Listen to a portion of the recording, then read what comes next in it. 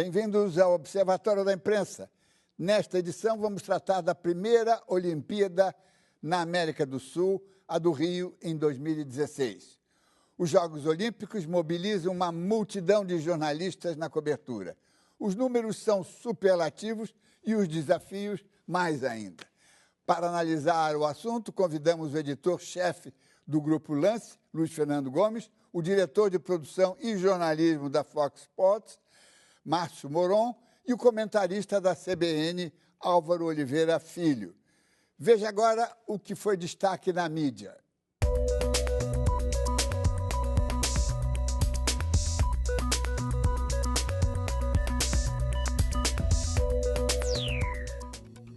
Estranhas diferenças e manhosas disparidades ocorrem no mundo do jornalismo investigativo brasileiro.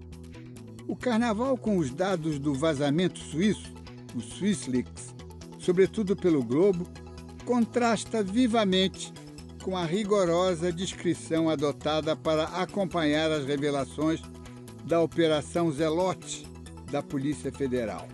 Nela estão enrascados os maiores bancos, montadoras, empresas industriais, flagradas, pagando fantásticas propinas aos fiscais do CARF para aliviar suas multas com a Receita Federal.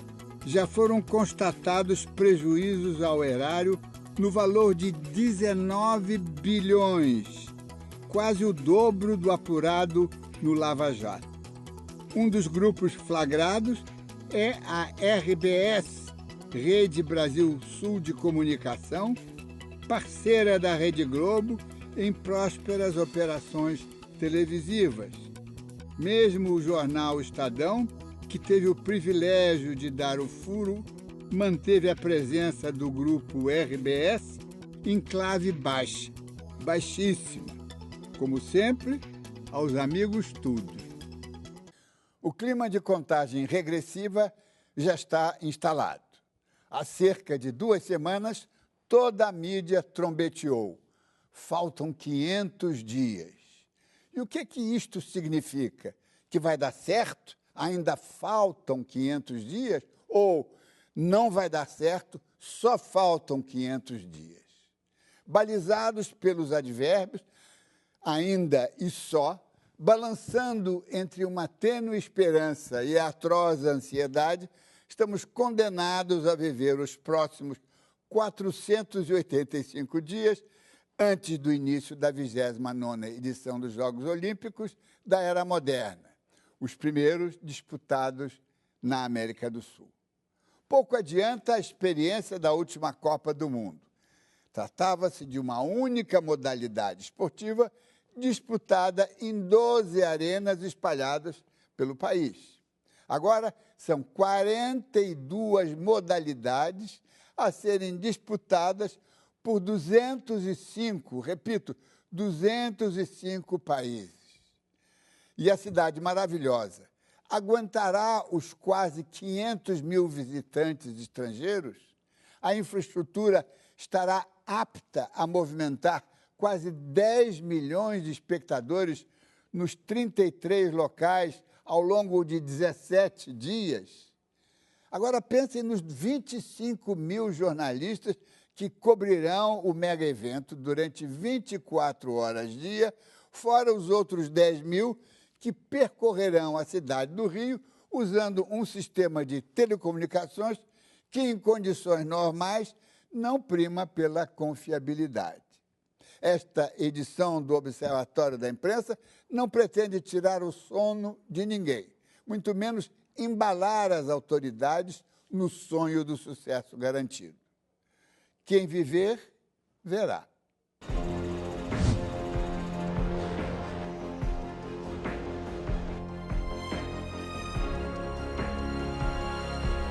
Em agosto do ano que vem, durante 17 dias, cerca de 10.500 atletas de 205 países vão disputar as medalhas nos estádios, ginásios e piscinas do Rio. Os Jogos vão estar nas principais manchetes da mídia dos 5 continentes. 25 mil jornalistas devem ser credenciados. As As competições só começam no ano que vem, mas o trabalho já mobiliza as principais redações. Assim como os atletas que treinam para os Jogos, os jornalistas também precisam se preparar para a cobertura, um planejamento complexo diante da dimensão do evento.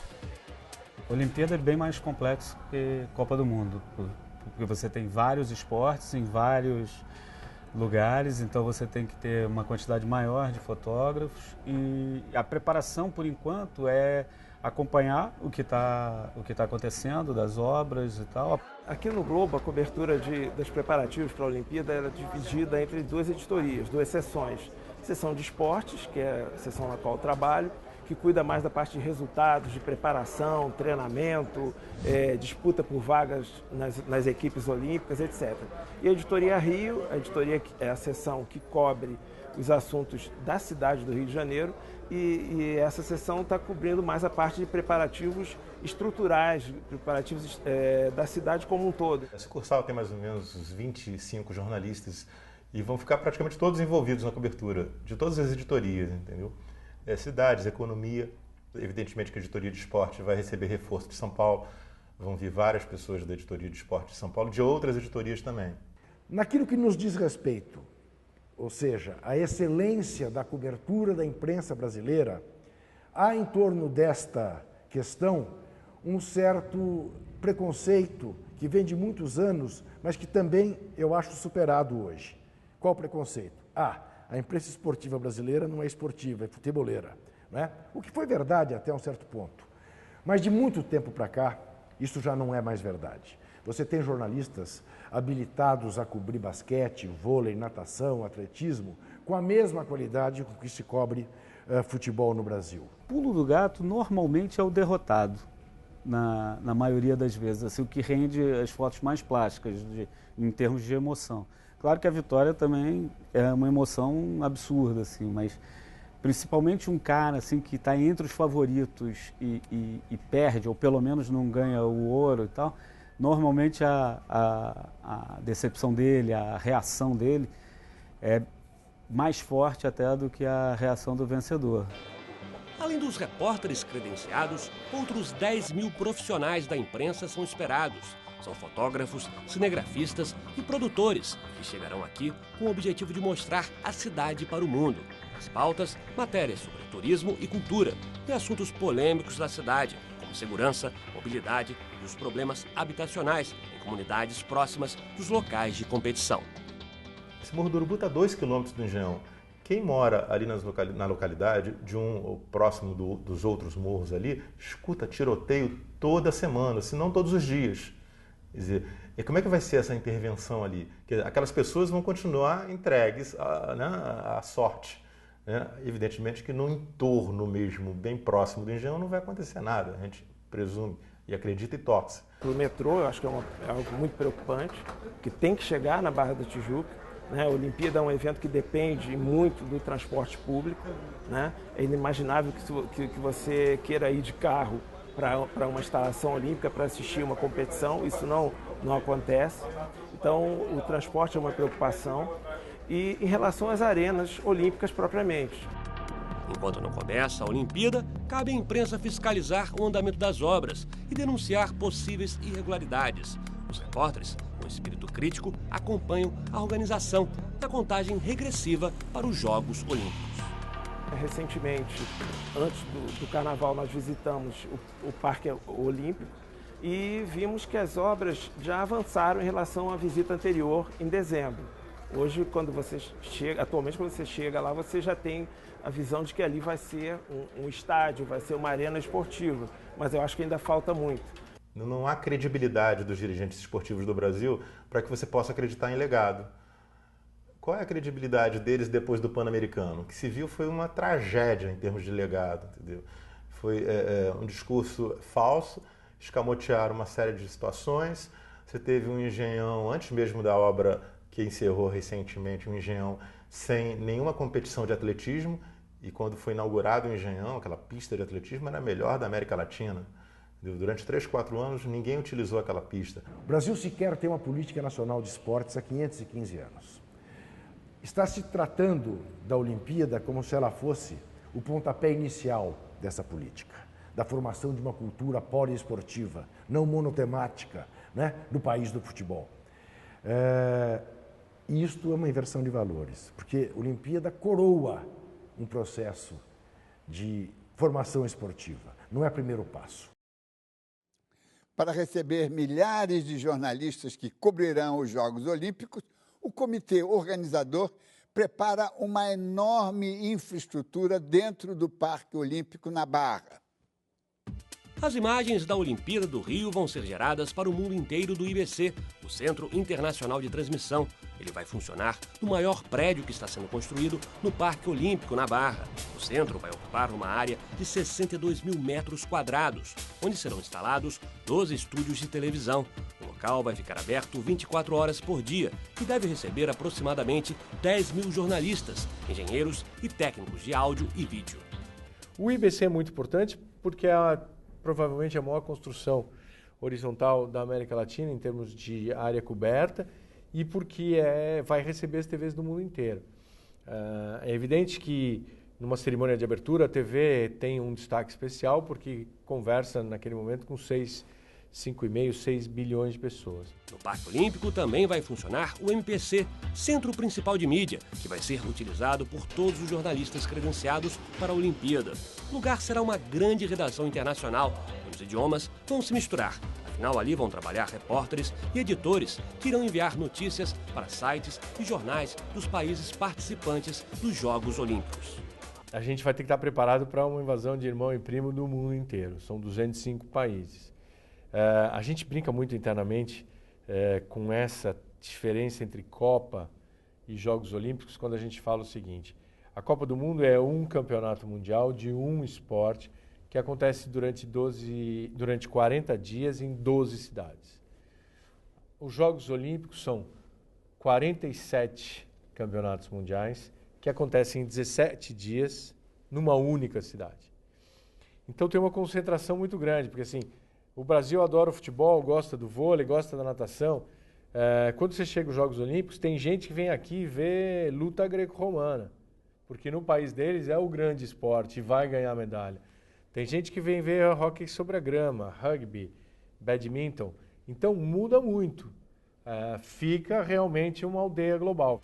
Para hospedar tantos jornalistas que vão chegar na cidade ao mesmo tempo, está sendo construído um hotel dentro do Parque Olímpico. O desafio é atender bem a imprensa internacional para que a Olimpíada deixe como legado uma nova imagem do Rio e do Brasil no exterior. A imprensa já está aqui, instaladíssima. Todas as grandes cadeias de televisão do mundo estão aqui, baseadas no Rio.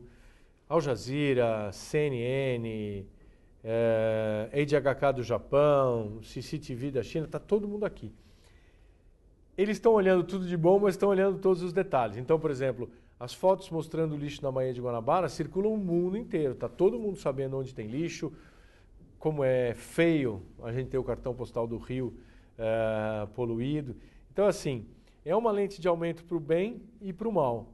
Então, a gente tem que estar preparado, não é para botar tudo debaixo do tapete antes que os gringos cheguem.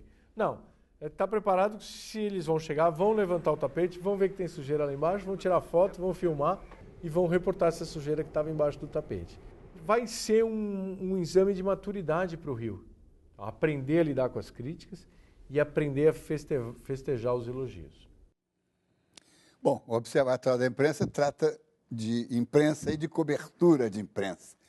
Então, eu queria saber com os três, começando com o Márcio Moron, como é que estão os preparativos para a cobertura? O que você tem a nos contar sobre a Fox News? Bom, os preparativos nós vimos aí, acho que brilhantemente, essa reportagem que nós passamos, a parte estrutural do Rio de Janeiro, né? Nós temos que colocar duas coisas. O Brasil tem dificuldade em montar grandes estruturas, né? Como Copa do Mundo, como Olimpíada, mas não de executar esses grandes eventos, né? Nós temos grandes eventos aqui, um Fla-Flu levava 80 mil pessoas, ou leva 80 mil pessoas para o Maracanã. Você vai no São Bódromo, aí 200 mil pessoas no Carnaval. Então, grandes eventos nós não temos dificuldade.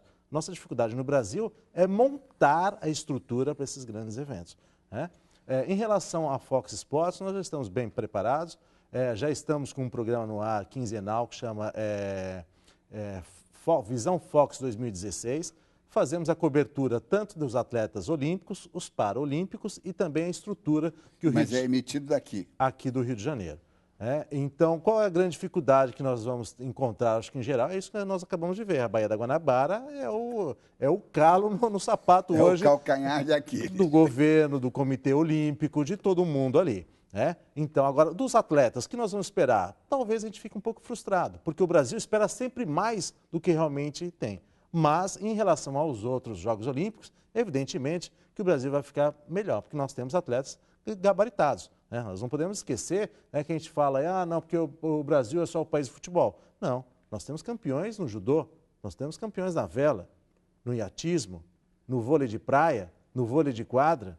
Quer dizer, nós temos, no atletismo, a gente pode ganhar alguma coisa. Quer dizer, nós estamos bem preparados, nós temos atletas gabaritados para isso. E a cobertura, quer dizer, o especialista? A cobertura especialista, nós temos que, por exemplo, no Fox Sports, nós temos, além do jornalista do dia a dia, nós temos que contratar alguns especialistas em alguns esportes. De onde vêm esses especialistas? Geralmente não são na televisão jornalistas, e são ex-atletas, que eles trabalham nessa época do grande evento como convidados. Então, por exemplo, na ginástica artística, nós temos que ter um ex-atleta lá para falar da especialidade e até dos termos técnicos, daqueles movimentos todos lá, porque é um pouco difícil. Então, ginástica artística, no vôlei, que deve ganhar medalha, a gente deve ter também um profissional que venha comentar. Basquete, então, o atletismo, natação, esses esportes nós devemos contratar alguns profissionais, ex-atletas que venham como convidado especial, até para dar um molho e também trazer o conhecimento técnico, que daí o jornalista não tem todo especificado.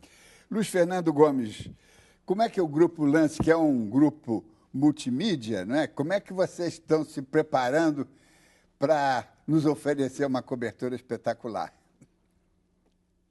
Boa noite, Diniz. Boa noite a vocês aí no Rio. Eu acho que o grande teste para a mídia vai ser o mesmo teste que a cidade, que as primeiras instalações vão passar. Esse segundo semestre de 2015 são, salvo erro, em torno de 50 eventos testes que vão se realizar no Rio. Isso vai servir não só para testar se a arena, para testar as condições de atletas brasileiros, mas também para testar a capacidade de cobertura e os esquemas de cobertura da mídia e do lance, no nosso caso em particular.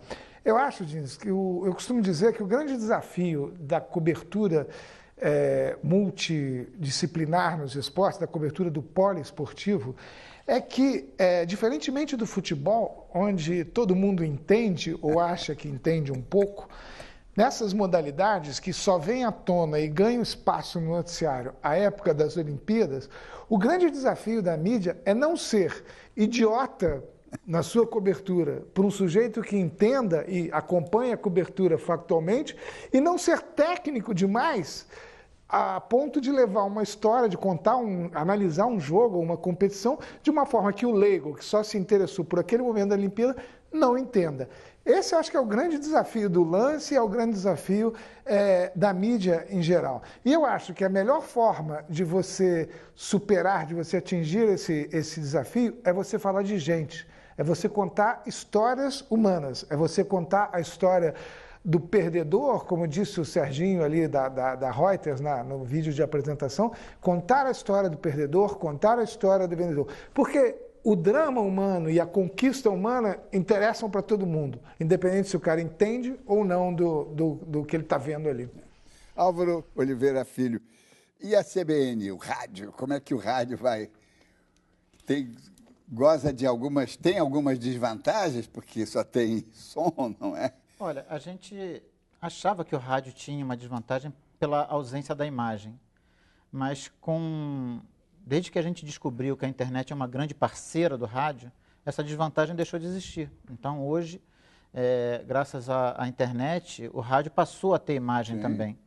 Né? E eu acho que o grande desafio para a nossa geração é uma geração privilegiada, né, Diniz? Porque Pegou até as hoje... duas coisas, né? Pegou som... Nós já tínhamos realizado uma Copa do Mundo no Brasil, mas nunca houve uma geração no jornalismo esportivo que tenha feito a cobertura de uma Copa do Mundo e de uma Olimpíada, né, num intervalo tão curto no seu país. E isso para a gente é um grande desafio. As pessoas costumavam me perguntar antes da Copa do Mundo, como é que vai ser a cobertura da Copa do Mundo? Eu falei, não sei. Não sei, porque nós nunca fizemos uma cobertura de Copa do Mundo no nosso país. Eu já tinha feito algumas coberturas de Copa do Mundo pelo Globo, pelo Lance, pela CBN, mas nada se compara a uma Copa do Mundo realizada no Brasil, né? Então, foi uma cobertura extensa, extenuante, assim como vai ser a cobertura dos Jogos Olímpicos, né? A diferença é essa que o Mário Andrada falou, né? Você tinha outras preocupações. Na Copa do Mundo, você tinha preocupações como aeroportos, a malha aérea, se ia funcionar, se as pessoas iam conseguir se deslocar de um estado para o outro, se iam conseguir chegar a tempo, sem atraso. Agora não, agora são todas as pessoas se deslocando num espaço muito curto. E essa mobilidade é o que mais preocupa. Porque eu tenho certeza que as arenas, correndo mais ou correndo menos, elas vão estar prontas no dia da inauguração, no dia da cerimônia de abertura. O que a gente não tem condições de acompanhar agora, e a gente só vai descobrir depois... Na hora? Não, e depois da Olimpíada, é a qualidade dessas obras, né? Porque o Engenhão, né, o Estádio Olímpico Newton Santos... Aí nós estamos querendo muito. Pois é, o Estádio Olímpico Newton Santos é um estádio lindo, né? Quando foi inaugurado, era um dos mais bonitos do mundo. E hoje parece um coliseu. Se a gente pegar o gancho do Álvaro, a gente fala do Engenhão, tem o Maria Lenk lá, que só vai ser salto ornamental, e tem o ginásio, né? O ginásio lá de basquete, onde foi o basquete pan-americano, vai ser usado, acho que só para handball, não sei para que esporte, e não vai ter o basquete, a ginástica. Então... Isso nós vamos tratar no segundo bloco. Fique conosco e daqui a pouco o Observatório volta.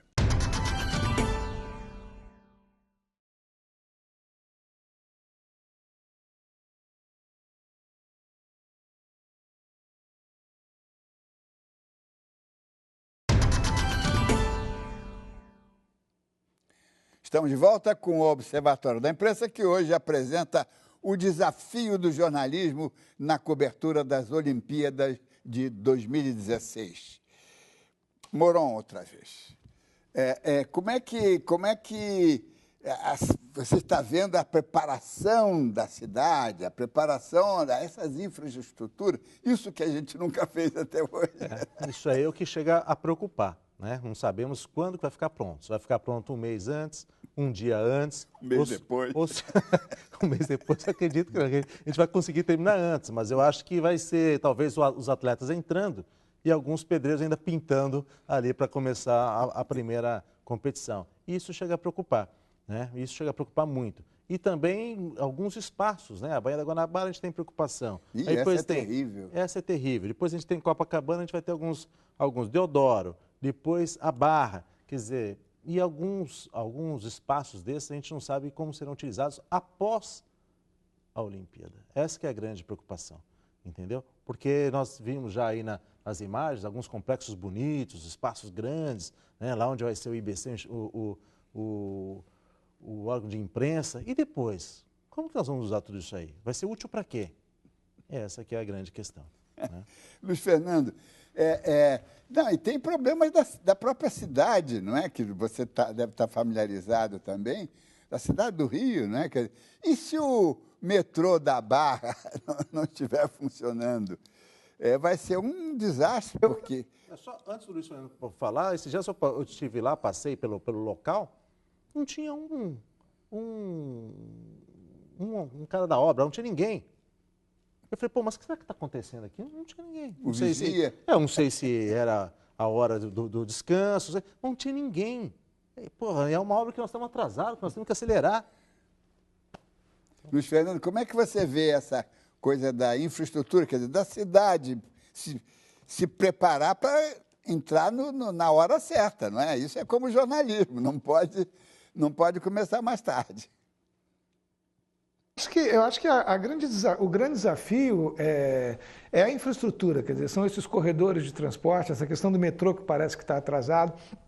A questão das arenas, pegando um pouco do que disse o Moron, tem atleta entrando e ainda vão ter alguns pedreiros. Na Olimpíada de Londres, eu me lembro muito bem que os jogos já tinham começado E a arena onde seriam disputadas as provas de BMX, ainda estavam saindo, não tinha pedreiro, mas ainda estavam saindo caminhões de terra lá de dentro, carregados, caçamba carregada de terra e esses restos de obras, assim.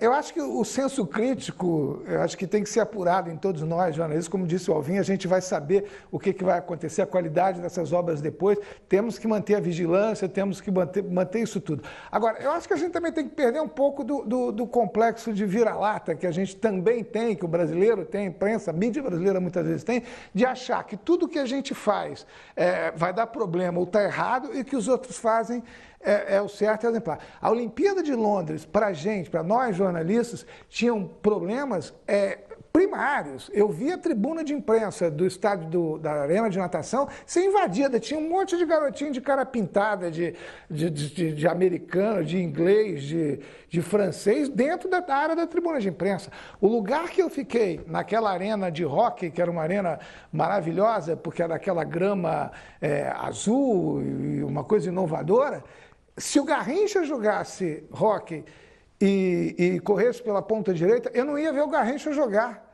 porque eu não conseguia enxergar o lado direito a faixa direita mais direita do campo, porque tinha um ponto cego ali. Enfim, a arena de vôlei de praia, o dia que choveu, as pessoas tinham que pegar um plástico e fazer assim, ó, botar assim na cabeça e cobrir o computador, o laptop, porque era completamente descoberto. Eu não estou criticando a Olimpíada de Londres, no geral, foi maravilhosa. Agora, a organização foi maravilhosa. Agora, essas coisas pontuais acontecem lá e vão acontecer aqui muito, como aconteceram na Copa.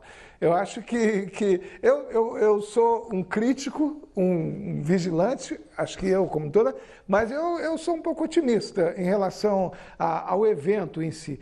Acho que o grande desafio, voltando ao começo, que você perguntou, são as questões de infraestrutura. Essas realmente são perigosas. Essa história do metrô é um risco. Sem metrô, seria inviável essa operação de olímpica na Barra da Tijuca. Álvaro, como é que você... como disse o Mano, não ter gente ali, eu não sei o que pode acontecer. Álvaro, você é carioca, quer dizer, residente. Como é que você está vendo essa... Olha, eu acho que o Luiz Fernando tocou num ponto que eu considero muito importante, né? Porque a gente costuma fazer muitas críticas quando as coisas vão mal, mas problemas a gente vê em todas as edições de Jogos Olímpicos, todas, sem exceção. Em Atlanta teve bomba lá na Pois na França. né? Vamos lembrar bem isso aí. Em Londres, o orçamento de Londres extrapolou 300% que havia sido previsto inicialmente. E foi uma confusão também, houve uma crítica muito grande da imprensa local. Acho que a gente não tem, não, no Brasil. No Brasil, acho que a gente não vai correr esse risco. Mas, então, o que eu queria dizer, em Barcelona é um dos jogos, sempre que se fala de um exemplo bem sucedido de uma edição olímpica, se cita Barcelona e Sydney, né? Sydney, por causa do lixão, que foi transformado num complexo esportivo, e Barcelona, por causa da revitalização da zona portuária. O reaproveitamento. Que era totalmente degradado e hoje é um dos cartões postais da cidade. Pois bem, em Barcelona, aquele complexo em Montjuïc, lá do Estádio Olímpico, do Palau São Jordi, do Centro de Natação, virou um elefante branco. O estádio ainda era usado pelo Espanhol, né? O Barcelona nunca jogou lá. O Barcelona tem o seu estádio. Hoje não é usado nem pelo Espanhol. As competições, às vezes são realizados alguns shows lá e o acesso é ruim, porque no alto, no monte, claro. Entendeu? As pessoas só chegam através de escadas rolantes ou através de uma linha de ônibus, tem um teleféricozinho também. Então, todas as edições olímpicas, elas têm os seus problemas. A gente aqui no Rio, nos Jogos Pan-Americanos de 2007, nós passamos por um grande vexame, que foi o estádio de beisebol, né, construído lá na antiga cidade do Rock. Ele não ficou pronto a tempo. Os organizadores tiveram azar de chover durante os Jogos e o torneio não pôde sequer ser completado, né, por falta de condições do terreno. Isso é um grande vexame. Agora, problemas a gente vai ter, como aconteceu em Londres, como aconteceu em Atlanta, como aconteceu em Sydney e em Barcelona, né? O que a gente precisa é ter... A gente vai sofrer alguns gols, mas a gente precisa marcar alguns gols. Sim, claro. A despoluição da Baía de Guanabara seria o grande gol que essa Olimpíada poderia marcar, poderia deixar marcado, né? Infelizmente não vai acontecer, mas nós temos alguns pontos favoráveis e acho que a revitalização ali da zona portuária isso um grande espetacular, legado. Né? Isso é espetacular. Mas o negócio da poluição da Bahia, da água, não é? Esse seria o grande marco, né? O grande legado dessa Olimpíada. Agora, Boron, e você acha que qual é o seu feeling com relação a essa problema de estrutura? Assim você como o disse Luiz logo Fernando, no eu sou otimista também. Eu acho que as coisas vão acontecer, né? Nós já tivemos a experiência do Pan-Americano, antes do Pan-Americano de 2007, muitas dessas discussões já aconteciam. Como que vai ser o trânsito no Rio de Janeiro? Como que vai ser a segurança no Rio de Janeiro? Como que vai ser o transporte no Rio de Janeiro? E tudo fluiu de uma maneira bem interessante no Pan-Americano de 2007. Claro que em proporções menores, mas tudo foi bem. Então eu sou otimista. Eu acho que as coisas vão acontecer e que os gringos, os estrangeiros, os jornalistas vão sair daqui com uma boa visão, assim como saíram da Copa do Mundo. Só que nós temos que ter sempre um pezinho atrás, porque... Agora, você está em contato com muito jornalista estrangeiro, porque a Fox Sports está... O que eles estão dizendo? O que você está captando Nós temos deles? reuniões 2 vezes por mês com a Fox Latam, né, latino-americana, que corresponde a México, Chile, Argentina, Uruguai, Venezuela, todos que vão vir aqui para os Jogos Olímpicos. Claro que eles estão curiosos, né? A preocupação deles é atuar hoje, valor de moradia, de hotel ou de apartamento para se alugar. A preocupação deles é muito grande, o valor já está alto nesse exato momento. Quer dizer, e ainda vai ficar. E ainda vai ficar mais. Então, hoje é a preocupação de quem está, por exemplo, que eu percebo, os nossos colegas aí da América Latina, essa é a grande preocupação deles. Eles acreditam que os jogos vão ser bem interessantes, que os países vão vir aqui fazer bonito aqui e tal, porque a proximidade é muito grande. A Colômbia está achando que muitos colombianos vão vir assistir também, mas eles estão preocupados exatamente com os valores que são cobrados atualmente na cidade maravilhosa. E o sindicato de hotelaria não está agindo, não está... Porque, afinal, esse é o negócio deles, eles podiam estar Durante pensando... a Copa também se falou que iam botar uma tabela, né? Iam tabelar, mas isso aí, amigo, isso aí é para inglês ver. Isso faz parte da cultura do brasileiro, né, Diniz? Eu me lembro que depois daquele tsunami no Japão, uma vez, no jornal da CBN, a gente fez uma entrevista com um correspondente brasileiro que morava no Japão. E aí ele falava das dificuldades das cidades próximas ali, mais atingidas e tal, dificuldade para encontrar alimento e tal. E aí o âncora do jornal perguntou para ele, bom, as coisas devem ter subido muito de preço, né? Ele falou assim, não, isso não acontece. O vendedor aqui, ele vende até a última garrafa d'água pelo valor que ela tem. Ele não aumenta o preço. Ele pode ficar sem a mercadoria, mas não existe a menor hipótese dele aumentar o preço. Muito diferente do que acontece aqui. Pois é. Luiz Fernando, estando em São Paulo, baseado em São Paulo, mas como é que você está vendo essa situação aqui, carioca? Eu acho que o que o Alvin está contando, o oposto disso, a cultura brasileira, né? Tem uma história durante a Copa que um sujeito ia a um bar aí no Rio, se não me engano, na Miguel Lemos, e todo dia ele chegava lá e tomava sua média de manhã e ia trabalhar. Um dia, véspera da Copa, ele entra e a média que custava, sei lá, X passou a custar X vezes 2. Ele chamou o cara e falou, pô, que negócio é esse? Eu tomo café aqui há um ano, a vida toda. Ele falou, não, o senhor pode pagar esse preço, isso aqui é preço para turista. É assim que funciona um pouco essa cultura que o Alvin estava dizendo, essa dificuldade. Isso na Copa foi muito, muito complicado. Houve veículos, a gente trabalhou formou um pool de cobertura com veículos internacionais, com jornais internacionais e sites, e houve jornais que reduziram as suas equipes por causa do custo Rio, quer dizer, do custo Brasil, no caso, não era o custo Rio, era o custo Brasil. É uma situação complicada, é uma coisa que afastou, diminuiu o potencial de turismo, de retorno que a gente teve, e esses preços acabam influenciando nessa coisa. Agora, deixa eu fazer uma pergunta que cabe aos três responder. O negócio da infraestrutura de comunicações me preocupa, não é? Eu não consigo terminar uma ligação celular em São Paulo, porque cai de onde eu estiver. E imagina quando você estiver super acessado com tanta gente, com tanta Mas dentro do IPC lá, a estrutura vai ser totalmente diferente, Sim. até porque a gente já viu os números aí de quantos jornalistas vão vir. Então lá eles vão, aí sim eles fazem uma coisa bem feita. Então, quer dizer, ali naquela região lá, eles vão conseguir receber o sinal, linha telefônica, internet com banda larga. Agora, evidentemente, que ao se deslocarem aí, eles vão ter as mesmas dificuldades que nós temos aí. Antes de entrar aqui, tinha gente no telefone, pô, não estou pegando, qual a sua operadora, qual que é a minha? Não, empresta o seu celular, também não pega. É isso aí, amigo, entendeu? Infelizmente, ainda é isso. Agora, dentro dos parques olímpicos, evidentemente que o comitê, ele dá uma infraestrutura. E você... Mas olha, na final da Copa do Mundo, no Maracanã, houve um problema de internet, os jornalistas ficaram sem internet. Eu lembro disso. Até 15 minutos antes de o jogo começar. Estava um desespero, todo mundo achando que não ia ter como fazer suas transmissões de foto, de material mesmo, de texto. E aí, 15 minutos antes, a conexão foi restabelecida. Mas o quê? Foi milagre? Foi milagre. Até hoje não se descobriu o que aconteceu. Mas também havia essa crença de que não, no momento, ali dentro do estádio, tudo vai funcionar. Funcionou, mas no dia da final a gente teve esse... Esse pode ser um grande mico, hein? Deixa eu chamar só o intervalo e voltamos já para continuar.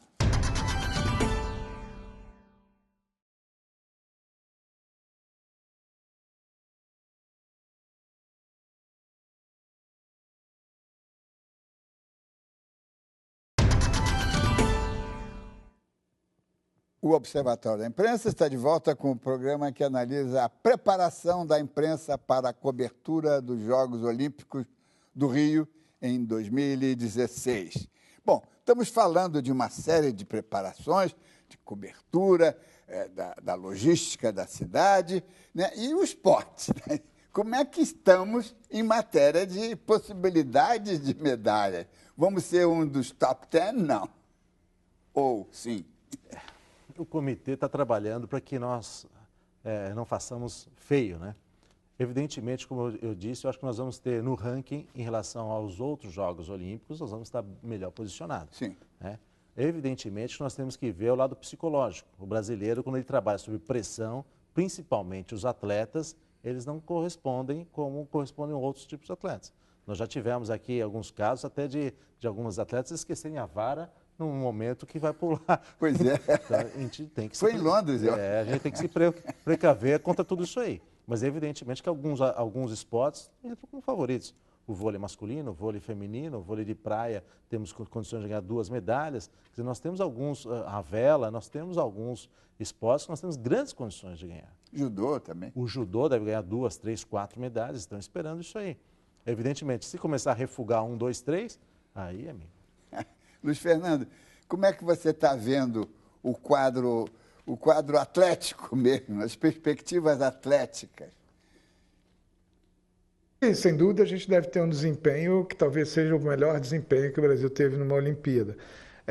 Acho que o fato de jogar em casa, vamos dizer assim, para usar uma expressão de futebol, pode ser uma faca de 2 gumes, né? Quer dizer, como se disse aí, a pressão às vezes pesa, a camisa fica mais pesada, enfim, é problemático. Mas eu acho que a gente tem tudo para fazer uma Olimpíada melhor do que fez as outras. Se vai ficar no top 10 é uma outra questão. Agora, o mais importante que eu acho, Diniz, nisso é o seguinte, a gente deveria estar vivendo agora um processo de coroamento de uma geração de atletas, quer dizer, um ciclo olímpico devia estar se formando lá na base já há muito tempo, coisa que não se fez, quer dizer, agora vai se fazer a partida, né? Quer dizer, vai se dar a partida, a ideia é que de 8 anos para cá, 4 anos para cá, se focou em criar uma geração olímpica. Não adianta fazer como a Espanha. A Espanha teve em Barcelona o melhor desempenho que ela teve na sua história. E depois a Espanha desapareceu, voltou para a sua insignificância de sempre. Nós não queremos isso. Quer dizer, se a meta for só ganhar medalha na Olimpíada, estamos mal. Acho que a gente tem que, já que estamos atrasados, que já devíamos ter investido na base há mais tempo, vamos para frente. Álvaro, o Juca, na reportagem inicial, ele falou um negócio, quer dizer, a Olimpíada é o coroamento de uma carreira, não é a preparação. Não o primeiro passo. E não o primeiro passo. Eu concordo com ele. Mas, na verdade, eu não acho que a gente esteja no primeiro passo. Eu acho que a gente já deu alguns passos. Eu me lembro que quando eu cobri o meu primeiro Pan-Americano, em Havana, houve um atleta chamado José Mauro Valente, que foi campeão pan-americano dos 1.500 metros. E me chamou muito a atenção, na hora da largada, a diferença que havia entre ele e os outros atletas. Enquanto ele já entrou vestido para correr, os outros atletas entravam com agasalhos, todos ornamentados e tal. E eu falava, caramba, o cara já entra derrotado. Né? É uma diferença tão grande, só de olhar para os outros atletas, que ele já entra derrotado. E ele foi lá e ganhou a prova. Hoje eu acho que essa diferença já não é tão grande. O atleta brasileiro ele já não entra derrotado em alguns esportes. Ele já tem uma vivência, algum preparo melhor, ele já compete mais em provas internacionais. Algumas confederações já investem mais na formação de atletas olímpicos. A gente hoje tem campeões olímpicos, tem um campeão olímpico na ginástica. Quando é que a gente imaginar que isso ia surgir tão rapidamente? Né? Agora, a meta do Comitê Olímpico do Brasil é de ficar entre os 10 primeiros na classificação e nas últimas Olimpíadas, nas últimas edições olímpicas, o 10º colocado tem conquistado ali por volta de 30 até 40 medalhas, sendo 7, 8 de ouro. Né? A melhor participação do Brasil em termos de medalha, de total de medalha, foi em Londres, quando o Brasil ganhou 17 medalhas, mas foram só 3 de ouro. Né? A melhor participação do Brasil em termos de medalha de ouro foi em Atenas, quando ganhou 5 medalhas de ouro. Então nós precisamos praticamente dobrar o número de medalhas e o número de medalhas de ouro, o que não é fácil, mesmo competindo em casa. A gente está falando de uma competição de altíssimo nível, em que um fio de cabelo representa a diferença entre a medalha de ouro e o nada. Ou né? seja, o quarto lugar é nada. Os favoritos não vão poder falhar. Pois é. Não, os favoritos não vão poder falhar para chegar no número que o Álvaro falou e que o comitê está acreditando que vai chegar.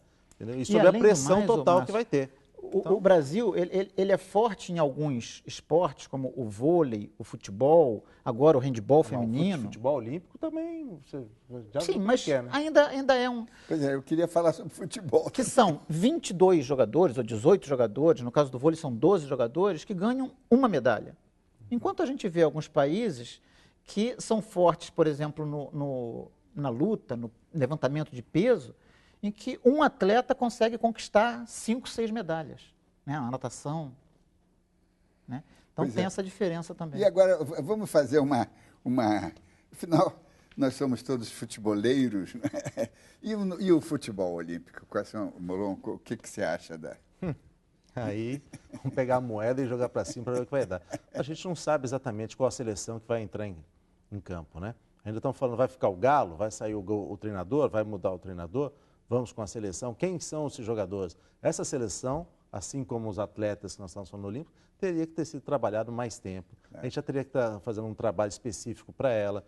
Né? Então, nós temos uma seleção sub-20 que não foi bem, sub-23 que está indo um pouquinho melhor, mas nós não temos um trabalho. O Brasil não sabe quem é a seleção que vai chegar lá nessa Olimpíada. Então, estamos esperando para ver o que vai dar. Infelizmente, é isso aí. Luiz Fernando, e como é que você está vendo isso? O nosso futebol, vamos resgatar as glórias passadas do Luiz, futebol. Você pode falar aí, Luiz, que vamos sim, no feminino nós temos grandes chances de chegar lá, pô, já tá bom. É futebol? Diga lá. Eu acho, assim, a história da inédita medalha de ouro, né? Primeiro, vamos fazer um parênteses. Primeiro, a gente tem que saber onde vai ter o futebol, porque não se sabe nem se vai ser no Itaquerão, tem o problema que o Corinthians não quer pagar, a prefeitura não quer bancar. A venda de ingressos que começou na semana passada, o futebol de São Paulo está fora.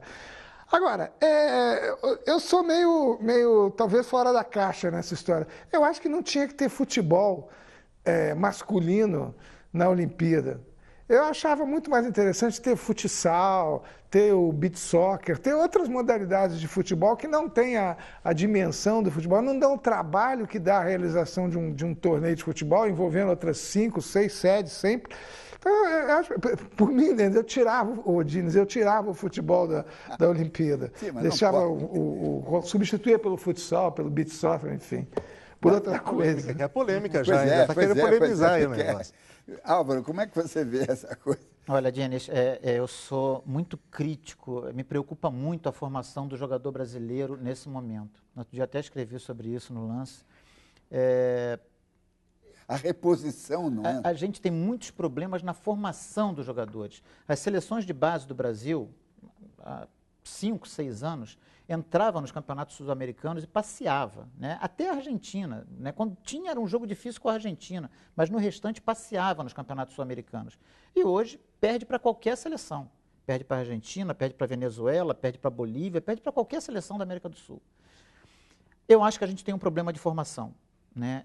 Acho que os técnicos que trabalham na formação dos jogadores não são os melhores técnicos, né? São os técnicos iniciantes, é quase que uma coisa invertida, né? Porque ali é o momento mais importante, o momento em que você está realmente formando o jogador e você trabalha com os técnicos mais inexperientes, né?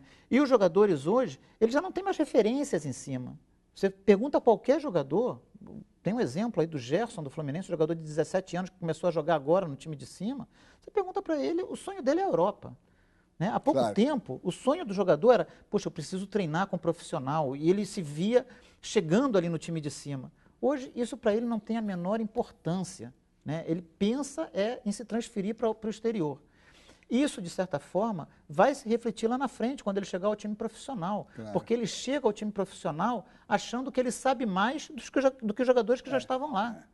Agora, e os esportes olímpicos mesmo, quer dizer, corrida, maratona, corrida, o Comitê Olímpico Brasileiro está realmente ajudando, estimulando, está pensando para frente?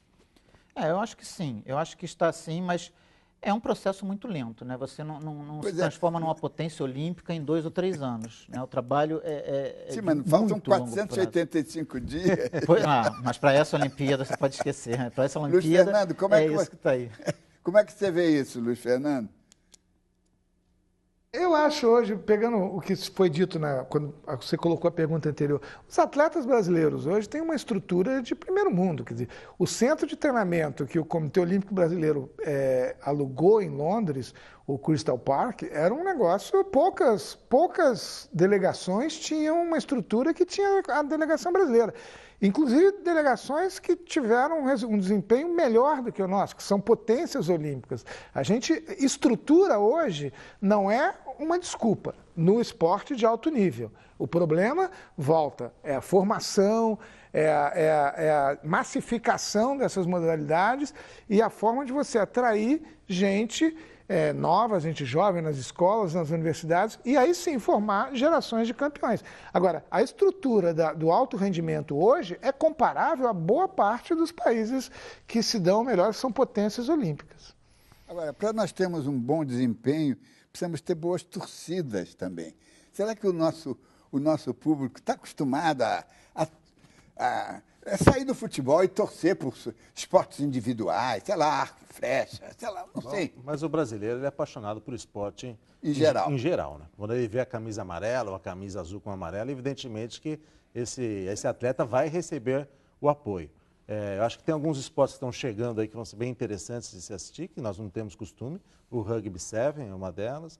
Você falou que o tiro com arco, nós temos um brasileiro que está muito bem cotado, entendeu? Então, nós temos alguns esportes que vão aparecer aí e vão aparecer ídolos. Né? Para um esporte crescer, ele precisa de ídolo. Né? E hoje nós não temos ainda esse ídolo, porque ele não foi divulgado e nem teve esse resultado. Tendo o resultado aqui bem próximo da gente, bem no nosso nariz, aqui no Rio de Janeiro, eu acredito que nós vamos criar alguns ídolos e esses ídolos podem refletir em novos atletas para o próximo ciclo olímpico. Você está vendo algum desses ídolos pintando aí, Álvaro? Olha, eu acho que pode acontecer. Eu acho que nós temos um bom saltador de distância, o Mauro Vinícius da Silva, já conseguiu alguns resultados importantes em provas internacionais, acho que pode ser uma surpresa nesses Jogos Olímpicos. O Arthur Zanetti, pelos resultados que ele vem obtendo, né, já é um campeão mundial, mas pode ter um bom resultado na Olimpíada, pode se tornar um ídolo, mas é tudo muito nivelado, né? O nível é muito alto. Então, assim, qualquer erro que você cometa, um escorregão, aquilo representa uma derrota. Claro. Né? Às vezes, a gente está citando o exemplo do Mauro Vinícius. O cara vai e salta 9 metros. Naquele dia, tem 3 caras lá que saltam um pouquinho mais do que ele. O salto dele foi muito bom. 9 metros é um baita de um salto. Né? Mas teve um dia em que outros estavam inspirados. E os adversários são daquele nível, né? São do mesmo nível. Luiz Fernando, você vê aí algumas celebridades pintando? Eu acho, só pegando o que você disse da torcida, tem que ter uma boa torcida, em Londres aconteceu um fenômeno curioso. A Inglaterra importou muitos atletas, enfim, de ex-colônias e de principalmente africanos para disputar o atletismo. E até os jogos se iniciarem, havia uma crítica muito grande da mídia, uma crítica da própria sociedade. Chegaram a chamar os caras de ingleses de plástico. Era uma coisa assim. Quando os caras começaram a ganhar medalha, ganhar bronze, ganhar prata, ganhar ouro, eram ingleses desde criancinha, tinham nascido ali do lado do Palácio de Buckingham. Então, a torcida foi envolvida por aquilo. E boa parte dos ídolos britânicos do atletismo hoje não são ídolos ingleses, quer dizer, são ídolos importados. Eu acho que a gente vive de ídolos aqui no Brasil, né? Quer dizer, os esportes, essas modalidades olímpicas, elas se criam, elas se ganham popularidade na medida em que tem ídolos. Acho que está surgindo esses nomes que já foram citados no arco, no tiro com arco. O Zanetti já é um ídolo, né? E há uma geração no atletismo que pode surpreender, na natação tem novos nomes surgindo. Acho que a gente não vai fazer feio dentro das metas que está se propondo, desde que ninguém trema. Então, ninguém amarele, né? Esse é o grande desafio. Nós estamos chegando ao final do programa, desta edição, mas acho que a gente pode dormir tranquilo nos próximas 485 noites. Quero agradecer a presença em São Paulo do editor do Grupo Lance, Luiz Fernando Gomes, aqui no Rio, dos jornalistas Álvaro Oliveira Filho, da CBN, e Márcio Moron, da Fox Sports. E lembre-se, assistindo ao Observatório da Imprensa pela TV, pela internet ou pelo rádio, você nunca mais vai ler jornal do mesmo jeito. Uma boa noite.